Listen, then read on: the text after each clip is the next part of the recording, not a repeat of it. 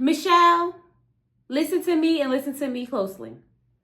If you are going to bring up this man living in his basement every 5 minutes, let it go. Go ahead, tell that man you don't want to be with him. Go ahead and get that divorce because, baby, the way you brought that up maybe 4 times this episode, I was ready to pull out a track. Hey y'all, it's Chloe and we're back with another video. Y'all, we are here to talk about Married at First Sight season 18 episode 4, and we got some things to get into. Not a lot of things, but we got some things, okay? But before we go ahead and get into it, I need you guys to do me a favor. Y'all know we on the road to 10K, right? Y'all know we only need like 220 more people to subscribe to the channel and we will be at 10K. So I need you to do me a favor. If this is your first time here, sit back, relax, watch the video on through. And if you like what you see and you like what you hear, go ahead and hit that subscribe button. If you're one of my lovely members or subscribers, hey y'all, how y'all doing? I'm doing okay. I'm just happy that Married at First Sight came back this week so that we can talk about it. So let's go ahead and get into it. So as we all know, the couples are waking up. They just got married. Everybody, you know, in their feelings, emotions are running high, excitement, and a bunch of concerns, okay? Because I realized when I was watching this that everybody was just talking about what they're concerned about. So let's go ahead and get into these concerns. So Madison and Allan are in the bed talking. They're excited to get to know each other better. They're excited about meeting each other's families. They're talking about their past relationships, right? So Madison asked Allan about his last relationship, and he said it was a year ago. So she's like, pause, a year ago? Like, that's not enough time. He says, listen, I was pretty much gone before the relationship was over. So in that case, it was enough time, and he's just ready to love again. Now, me personally, I don't think a year is long enough to like go ahead and marry a stranger at first sight. It gives desperate. It gives like you are craving that affection, that attention that you used to have in that relationship. And you just want that so bad that you're willing to go on Married at First Sight. So I don't know if he's actually healed or if he's trying to fill a void.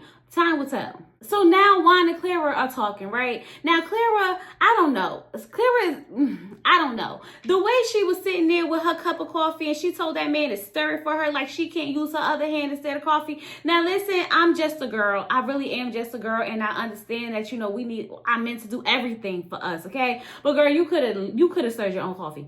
You could have, all right? They talk about, you know, buying juice and coffee and things of that case. She said she's buying her juice every day. He was like, you spend like $6 on juice every day? And she was like, money is just energy.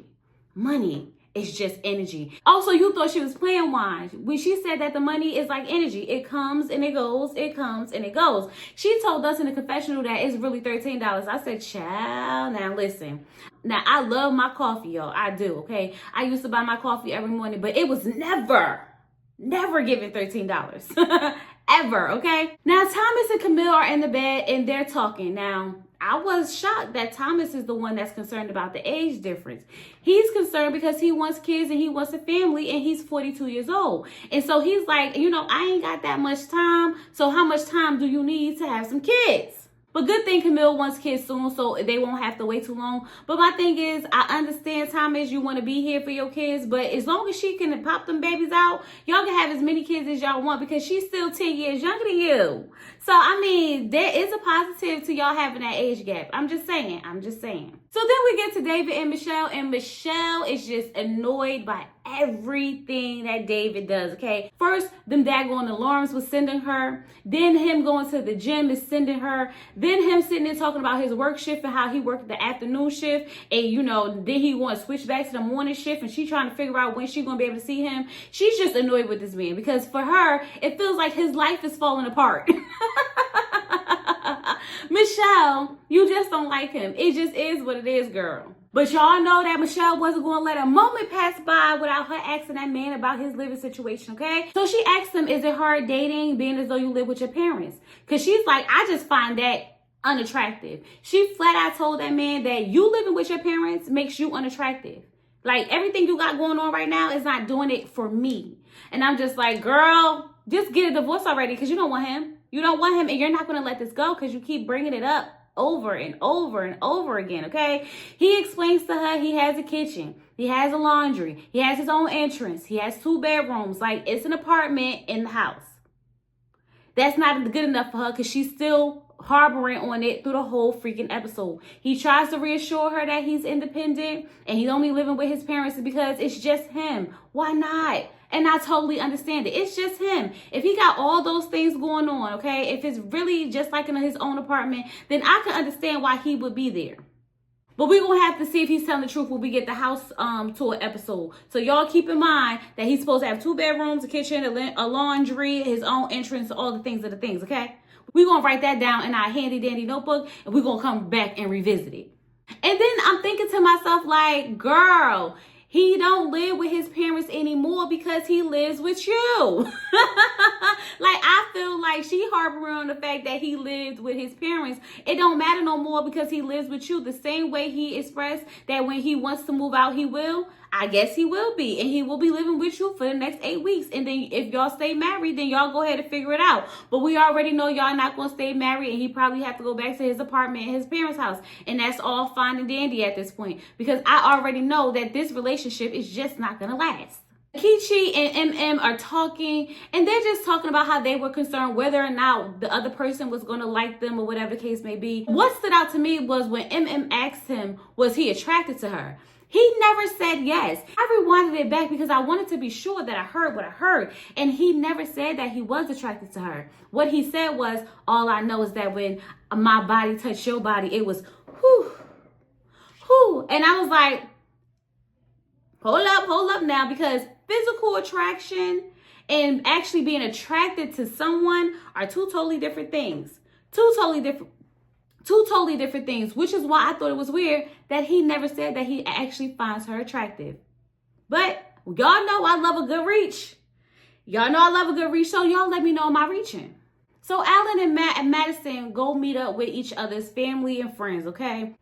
So Allan sits down with Madison's family, right? And, they start talking about, having kids and things of that nature. And Dad was like, well, since we talking about having kids and you got to have sex to have kids, I think that you should get an STI test. And I was like, hold up, Pops, hold up. Y'all just sat down. Y'all just started talking. Give it a minute. I felt like that wasn't his place.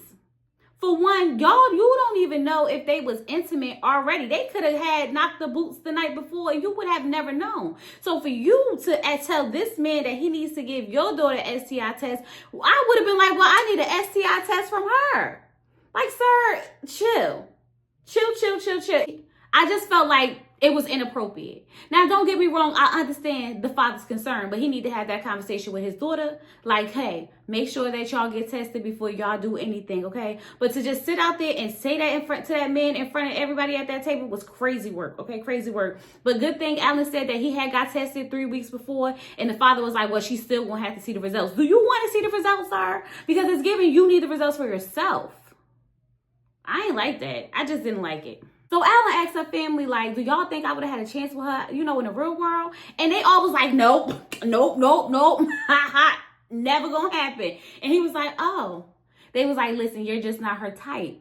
And so he was like, so what's her type? And they was like, pretty boys. And I was like, well, damn, so what y'all saying is that he's not giving pretty boy? What y'all saying is he not attractive? What y'all really saying? Because it sounds like y'all trying to tell Allan that he just not the ish. Okay, I know Allan had to be feeling the type of way and a little bit embarrassed because the way they all was like, nope, you not her type. She want a pretty boy and it's not you was crazy. Child, Madison family don't hold back. That's for damn sure. But her sister did let him know, listen, but once I really got to know you and I saw your personality, I really liked you. And I feel like that's what my sister needs. Child, it's the personality for me. Meanwhile, Allan's mother is having a meltdown to Madison because she needs her to take care of her son, okay? Take care of him, support him, be there for him. Child, Mom was in her feelings. Madison said, I love that his family is supportive, but I'm a little scared. I said, yeah, because Mom was having an emotional breakdown at the table. Yeah. Don't play with her son. He's not for play. So MM and Akichi go meet each other's families, and Akichi already aggravating me. Whoo, child. Akichi, stop, okay? So he comes in and they sit down, and he's like, so how was y'all night? And they like, oh, we tired. And he was like, I'm more tired than y'all. And I'm sitting here like, what was that necessary? Did you need to let them know that you actually more tired than them, even though y'all all was at the wedding last night? Child, Akishi, please stop. Don't aggravate me this much and we only on episode 4. Don't do it. So her friend brought up the fact that he was on Mass before. So she's like, we heard you apply before and we want to know, are you here for opportunity or are you here for love? Akishi hit them with the, as a black man, we can't be vulnerable. It's hard for us to be vulnerable. And I wanted to show the world that I want love, that black men want and we deserve love. And I'm just vulnerable enough to do it this way. Akishi, what? Opportunity. That's what you should just say opportunity so we can move on. And the sister was like, yeah, I understand that. I said, just two dumb people said exactly to each other. Exactly. Especially because before he answered that, he was just like, no shade to your question. Well, sir, if you have to say no shade to the question, it's definitely about to be some shade thrown. See, Akichi, this is what I mean. Just doing too much. You're doing way too much. First you start love bombing. Now you over explaining and you throwing shade and you can't answer direct questions. I'm watching you, sir. I'm watching you. Meanwhile, Akichi's mother is talking to MM and she's telling him like he's an author. He has a big social media following. He's a poet. So like, how are you going to be able to handle, all the extra attention?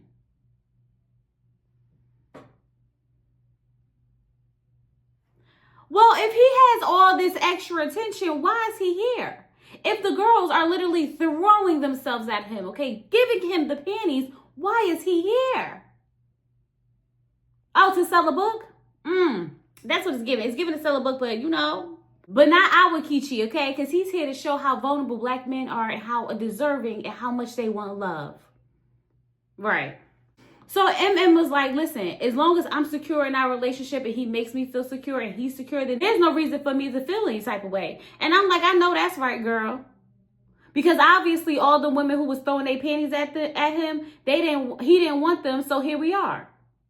So she was like, well, listen, if he's all these things, then why is he still single? And it was like, he's looking for a unicorn. He's looking for perfection. I feel like that's BS because ain't no way in the world you looking for, a special unicorn, something of perfection, but you trust the experts from Married at First Sight after 18 seasons of all the mess we done seen to find you a match. Crazy. You can't make me believe that if you wanted to. So David and Michelle go to meet each other's family. Now listen, David's mother got her handy dandy notebook, okay? She said, I need to remember every single thing, okay? I thought that was hilarious. And she had these big notes too. It wasn't like little bullet points or nothing. It was like you could see the big words. I was like, okay, Mom. So of course we already know Michelle is gonna bring up this living situation for the 100th time this season so far, okay? Mom explains the same thing he did. Listen, he's independent, girl. I don't know what else you want us to tell you. He has his own apartment in the house, okay? He has his own apartment in the house and he pays rent. I feel better now. Outside of him being a slouch and me feeling like he's not mature enough for this situation, I feel better that he's paying rent. Because that does show that he's taking care of himself. To a certain extent. You know what I mean? You know what I mean. She wants to know, why did he just dump all this stuff on me at one time? And it was like, he probably felt like you would be concerned about it, so he wanted to get it out the way. And she was like, yeah, because like, yeah, it's a lot. It's overwhelming. And they like, listen, he's coming in this 100% and we don't want him to get hurt. And she was like, yeah, and I don't want to hurt him. That's why I'm hesitant. And his sister was like, so what, you not 100% in? And she was like, no, I'm just saying that it's overwhelming. It's overwhelming. And then the tension started rising, okay? You could tell sis was ready to dig into her. Like, you're not going to play my David. That's what you're not going to do, okay? Good thing David's father was there to calm it down a little bit because, baby, I really felt like they was about to dig in her behind. Because them women don't play about David. That's why he's still at home and being a mama's boy. So David's talking to Michelle's family and they're like, so how's everything going? He's like, everything's good. They're like, so how do you think she feels about you? He's like, I really don't know. I really don't know.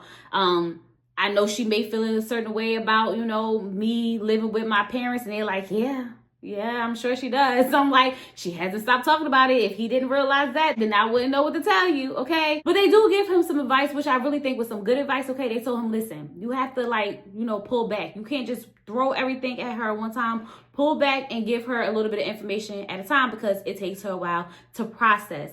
Child, the girl is still processing that she got married, okay? She's still processing that he lives in the basement, even though 3 people done explained to her how his living situation is, okay? She's still processing how she got paired up with David.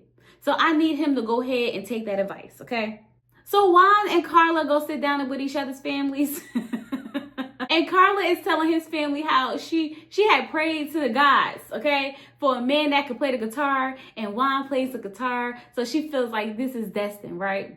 So while she's talking about how great Juan is with the instruments and whatnot, so Dad cuts in and was like, so how you make your money? I said, hold up, Pops, hold up. Give it a minute. Let's warm into it. Let's warm up a little bit, okay? Dad said, how do you make your money? She said, I'm a hairstylist. I'm a Pilates instructor. I do soundboards, and I'm starting my own business. Now, I don't know about y'all, but that sounds like a lot, Carla. That sounds like a lot. I don't know which one is your main source of income. That's the one you need to just stick with, okay? But she does let them know that when she's ready to have children, she don't want to work. Meanwhile, Juan is telling her family, I need her to work. You better work, bitch. Okay? He's telling her family, I need her to work because the app that he created is not really making no money right now. So they're like, so if the app pop off, then what? He like, we'll have to see. We'll have to see. So Juan, what you telling me is you're not in the business of being a provider. Okay, that's what it's giving. You're 50-50, 100%, right? That's what it sounds like you want, a 50-50 wife. Now, Carla over there telling the parents she 50-50, she 50-50. But we already saw in the preview that Carla wants him to take care of her. So we'll have to see how this plays out in the future. So Thomas and Camille go to meet each other's families, right? And Thomas is telling Camille's family like, oh my God, mind you, y'all, Camille's sister looked just like her. I don't know how I didn't notice it till they sat down, but she looked just like her, like split image, okay? But anyway, he's telling them like, you know, we have a lot in common. I don't really see any red flags, anything like that. And her sister was like, well, here go a red flag, okay? I hope she's able to be vulnerable with you. I'm like, well, damn, girl. You ain't got to just throw it out there like that. She was like, listen, when she gets upset, when she gets angry, she tends to shut down. He was like, well, damn, I do the same thing. And I was like, this is not going to be good. This is not going to be good. He said he struggles with avoiding conflict. So if she gets defensive and he don't want the conflict, how they going to resolve something? But luckily, he's been through therapy and he's working through it. He's working through it. So hopefully they'll be able to communicate when times get rough. Her father lets him know, like, everything sounds good, everything seems good, but I'm watching you, sir. That's my daughter, and I'm watching you. Camille's telling his family how they have a lot in common as well, okay? They have the same morals, they have the same values, okay? They just differ in personalities, so she's hoping that she can bring him out his shell. And I can see that happening. I feel like he does seem a little happier, a little bit more open when they like playing and stuff together. So hopefully she does bring out that side of Thomas that we will enjoy seeing. His brother lets her know, listen, he doesn't take well to criticism though. And his mom wasted no time letting her know that he wants some children, okay? So how fast you willing to pop them out? You want kids now, soon, in the future? She was like, about 2 years. Okay, good. That's all Mom wanted to know. Mom just wanted to make sure that she was willing to give her some grandkids. And as long as she's willing to do that, Mom's like, okay, I wish y'all the best. I wish y'all the best. But I thought it was very sweet when his brother asked her to protect his heart because he's going to protect hers. I said, oh, I hope they make it. I like Camille, I like Thomas, and I think they seem to be cute together. I feel like if any couple make it, it might be this one. This one might be the one. This might be our couple of the season, but we'll have to see.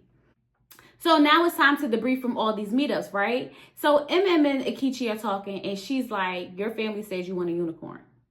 I'm not that. I'm not perfect. And he was like, yeah, you don't have to be perfect, but you could be perfect for me. I'm looking for someone perfect for me. Okay, Akichi. Okay. I don't trust that man. I don't trust him. He's like, I just don't want anyone regular. And she's like, I just hope that I'm perfect for you. And he says that he can see success from her. Okay. If you say so. If you say so, if you say so, Akichi, if you say so. So now Michelle and David are debriefing, and David tells her that her family told him to, like, slow the pace down. It takes her a while to process things, so give her some time. And she was like, yes, it's a lot. Okay, I'm very overwhelmed. Okay. She asked him, had he had a meltdown yet? And he was like, I did, in the shower. Like, it hit me. I'm married. Okay. And he was like, what about you? And she was like, yeah, I definitely had a moment at the wedding. He was like, really? I couldn't tell. I said, she literally came to you and said, I had a moment. You just didn't care. Okay, you didn't even ask her any follow-up questions. She said, I had a moment, and you was like, okay, as long as you're good. So of course you wouldn't know. He admits to her that he was kind of embarrassed about still living with his parents and being a mama's boy and how those two tied together. I'm like, I thought you was a proud mama's boy. I thought it just is what it is. That's just how you get down. Either you with it or you not with it. So why was you embarrassed? Because you know deep down inside that you don't approve of you living with your parents either. That's the only thing that I could have got from it. She says she does understand, the whole living situation and everything like that, but she's kind of still hung up on it. And I'm like, well, girl, when do you plan on putting it down? Because if we're going to keep talking about this every single time y'all have a conversation, you're never going to be able to really get to know him for who he is, because you're so hung up on his living situation, which in all actuality is going to have to change if y'all going to be together regardless. So at this point, sis, I think it's time to let it go. That's what I'm saying. It might be time to let that conversation go. I just feel like there's so many other things that you could be, really getting to know about him that has nothing to do with where he lives, because that's one thing that both of y'all can change together, okay? We need to figure out, is David mature enough, independent enough to be in this marriage?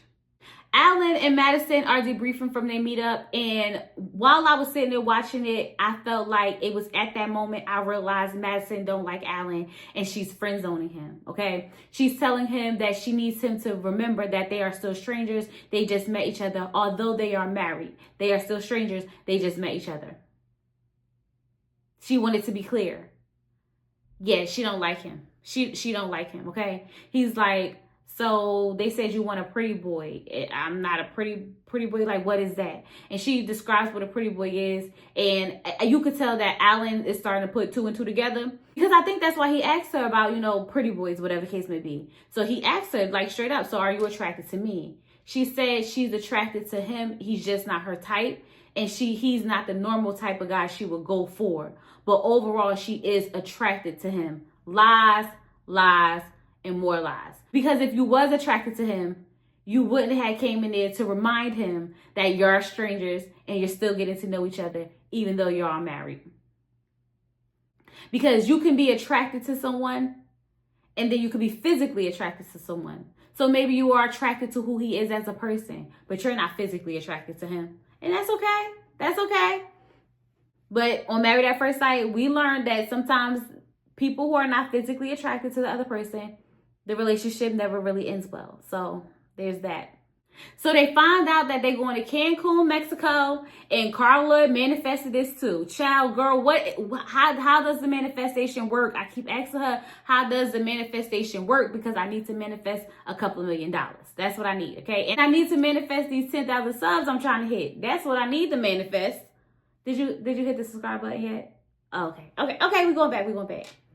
So all the couples finally meet up, okay? They sit down talking. Michelle can't wrap her head around how, like, people are, like, actually touching each other and hugging on each other and liking each other. Like, you guys just met.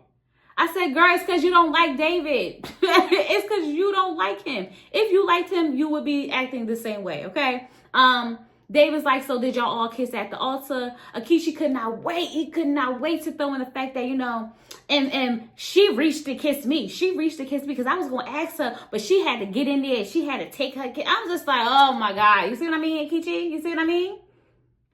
Just doing too much. Just doing too much. So then they finally, get into Mexico and they doing a little cheers and they like, we made it. Here go David. Mama, we made it. I said, you would tell your mama, right? You would have to call on your mama, right? Child, that's just me being petty, okay? I'm trying to spice the review up because the episode was a little dull, okay? So everyone's sitting around and they're talking about the relationships and how everything's going, okay? Thomas tell everyone how Camille makes him feel safe and he's just had a taste and he's ready for the whole platter, okay? He wants all of that thing. I Thomas next to Camille, I feel like opens him up a little bit. I like this side of Thomas. I do. Akichi lets them know that he's ready to duck, okay? He's ready to duck off because he wants to spend more time with MM, and he can't do that as long as they all around. Madison and Allan hit us with they don't know each other, they still strangers, they still getting to know each other situation. She don't like you, Allan. Allan, I'm sorry, you seem like a nice, sweet guy, okay? But I just gotta be the one to tell you, Madison don't like you. I know. Because she goes on to this whole tangent of how, she can't be her single self anymore. Well, that's usually what happens when you get married. And you literally signed up for Married at First Sight. She talks about how this experiment has given her anxiety and, she's really overwhelmed with everything. And Allan feels like, damn, I didn't know she was having anxiety over this. And I'm like, she's realizing that she doesn't like you, Allan. This is not going to end well for them too, y'all. It's just not. I feel it. She's trying to play nice. Like, she's trying to make it seem as if she really likes him and she's going to try. But I promise y'all, Madison's going to check out. She's going to check out. Michelle admits to everyone how, she's having a hard time. And David just dropped a bunch of bombshells on her lap as soon as they met each other. And she's still processing those things from the wedding today. So then all of a sudden, everyone starts admiring Akichi and MM because they're supposed to be our couple, right? That's what they're projecting to be our love story of the season. And, they just over there hugged up and everything's so great. But Juan had to, kill that for a minute because Juan was like, listen, y'all, listen. Everybody has their own journey. Just, focus on yourself because they could not like each other in 2 weeks. I said, I know that's right, Juan. They really could not like each other in 2 weeks. He was like, not that I'm saying I don't want them to like each other, but, things happen. Okay, so just go through your own journey and not get too invested in what other people got going on. I'm with you, Juan, when you're right. I'm with you. So now David and Michelle are back in the room, okay? Them daggone alarms that David got set is really bothering Michelle because she is over it, okay? And then we find out that David slept on the couch. She asked him, like, so what was you doing? He said that he ordered some tacos and he passed out on the couch. And she's like, I can understand that, but like, we just mad. We just got married. We can't afford to be spending time apart and not sleeping together. And I'm like, immature. I don't know how hard it could have been for you to just get up and go get into bed with your wife. But sir, the decision to sleep on the couch, I don't like it. I don't like it. If you was waiting for your tacos and you ate your tacos and you probably was drunk, whatever, then drag your behind back into bed with your wife. There's no reason why you are on your honeymoon and your wife has to wake up alone when you already know she has all these insecurities and questions about you. This isn't going to help you, David. This is making it worse for you. And it feels like he's not even aware of how that looks. Child, I told y'all David can't read the room.